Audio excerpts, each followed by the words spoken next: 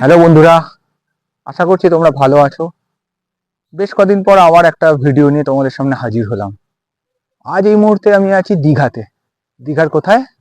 বেনফিশের মীনাক্ষী আর তরঙ্গতে। তো অবশ্যই তোমাদের সেই ডিটেলস সম্পর্কে জানাবো।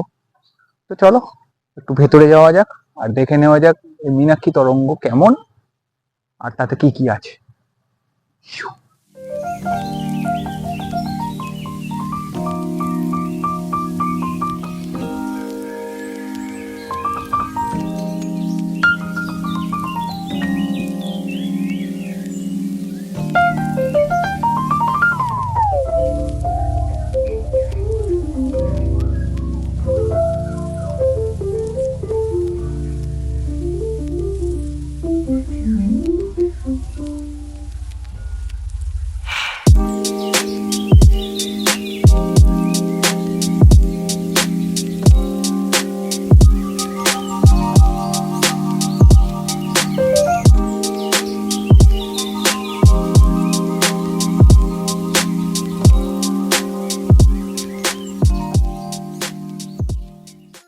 এখানে একটা তথ্য দিয়ে রাখি, আমরা বেনফিশ নামটার সাথে সবাই মোটামুটি কম বেশি ভাবে পরিচিত।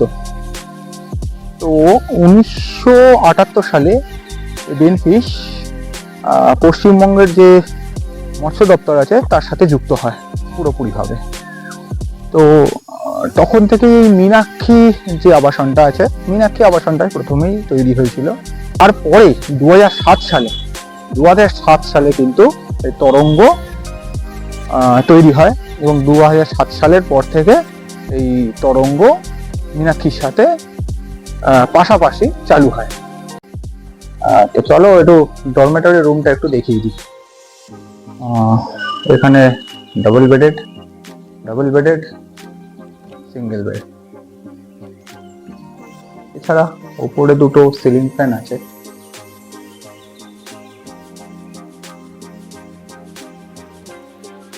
এই হচ্ছে বাথরুম, হাত ধোয়ার জায়গা, একটা ছোট আলমারি আছে। তো ওভারঅল ঘরটা দেখো।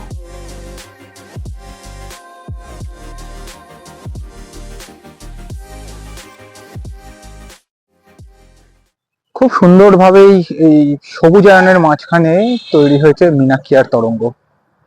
তোমরা তো দেখলে, তো আশা করছি বুঝতেই পারছো কতটা সবুজ এর মধ্যে, এত গাছপালার মাঝখানে এই আবাসন। আমি অনেকবার এসেছি এখানে, এসে থাকিও যতবারই আমি দীঘায় আসি। তো আজ তোমাদের সাথে তাই শেয়ার করে নিচ্ছি। তোমরা অবশ্যই এখানে এসো, এখানে থেকো। আমার ডিটেলস অবশ্যই পেয়ে যাবে এই চ্যানেলের মধ্যে। এটাই হলো বেনফিশের বুকিং ডিটেলস, তোমরা এটাকে নোট ডাউন করে রেখে দাও। এছাড়া তোমাদেরকে জানিয়ে রাখি, নন এসি ডুয়েল বেডের ভাড়া হলো 800 প্লাস জিএসটি, এসি ডুয়েল বেডের ভাড়া হলো 1100 প্লাস জিএসটি এবং নন এসি ডরমেটরি ভাড়া হলো 700 প্লাস জিএসটি। আমরা অ্যাকচুয়ালি এখানে প্রতি বছরই দীঘাতে আসি, বিশেষ করে এই টাইমটাতে। তো আজও এসছি, যেহেতু এখানে আজকে অমাবস্যা। তো কৌশিকী অমাবস্যার যে সমুদ্রের উত্তাল অবস্থাটা, সেটাই দেখার জন্য আমরা এখানে প্রতি বছরই আসি। তো অবশ্যই সেটাও শেয়ার করব যে সমুদ্র কিভাবে উত্তাল হচ্ছে। আজকে সন্ধ্যেবেলার সেই ভিডিও অবশ্যই তোমরা দেখতে পাবে। আর অবশ্যই আশা করছি তোমরা এই ভিডিওটা এনজয় করবে। একটা অবশ্যই জানিও কমেন্ট করে যে কেমন লাগলো। অবশ্যই চেষ্টা করব যতটা সম্ভব তোমাদের প্রপার তথ্য দেওয়ার। এখন আমরা চলে এসেছি সমুদ্র সৈকতে স্নান করার জন্য। কি দারুণ মজা হচ্ছে।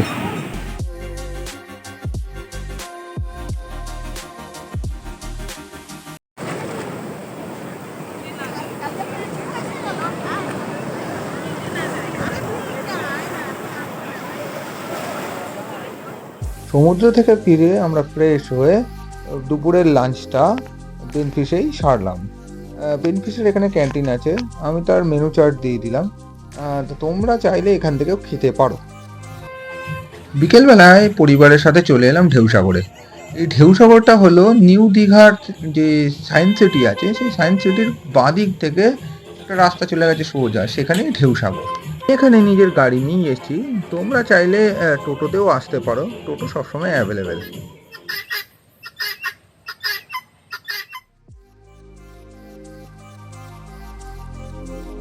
ঢেউসাগর থেকে বেরিয়ে আমরা সোজা চলে এলাম ওল্ড দীঘার সমুদ্র পাড়ে। সেখানে এসে দেখি অনেক লোকের ভিড়। আসলে দীঘা এখন যাতায়াতের পক্ষে অনেক সুবিধাজনক হয়ে যাওয়ায় অনেক লোকই সারা বছরই এখানে আসতে থাকে।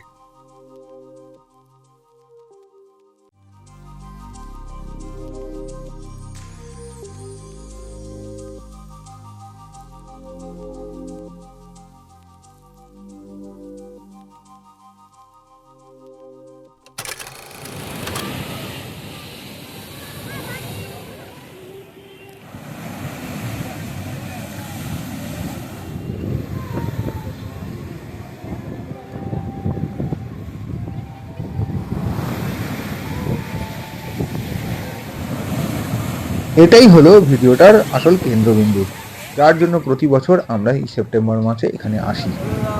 চলো আজকে তোমাদের সাথেও এটা শেয়ার করে নিচ্ছি, দেখতে থাকো কেমন লাগছে সমুদ্রের এই রূপ।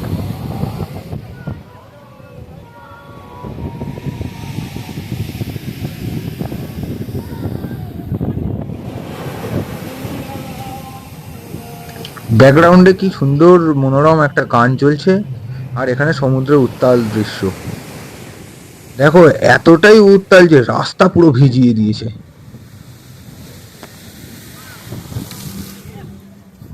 সমুদ্র যে উত্তাল থাকবে সে খবর পুলিশ প্রশাসনের কাছে আগাম থাকে, তাই মানুষের যাতে কোনো রকম ক্ষতি না হয়, তাই তারা বেশ ভালো রকম ভাবেই নজরদারি করছে এখানে। কেমন দেখলে এই সমুদ্রের উত্তাল অবস্থা? অবশ্যই কমেন্ট করে জানিও। আর যারা এখনো আমার চ্যানেলটাকে সাবস্ক্রাইব করোনি অবশ্যই সাবস্ক্রাইব করে নিও, এবং অবশ্যই একটা লাইক করে দিও যদি ভালো লেগে থাকে।